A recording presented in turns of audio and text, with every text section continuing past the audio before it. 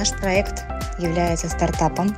Благодаря участию в проекте «Байтакжер», который спонсировалась фондом «Евразия» и компанией «Шеврон», мы получили огромнейший опыт для реализации своего проекта, а также беспроцентный кредит. В рамках нашего проекта в этом году мы планируем запустить горнолыжную базу. Для этого мы закупили оборудование в сентябре-октябре месяце, которое будет устанавливаться, и предполагаем примерно в ноябре месяце открыть зимний сезон. В летнее время нами были закуплены юрты деревянные 2, а также 1 железная со всем убранством.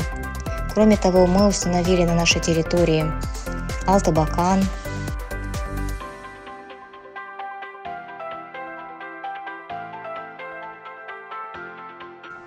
На сегодняшний день мы провели уже техническое открытие летнего сезона нашей базы.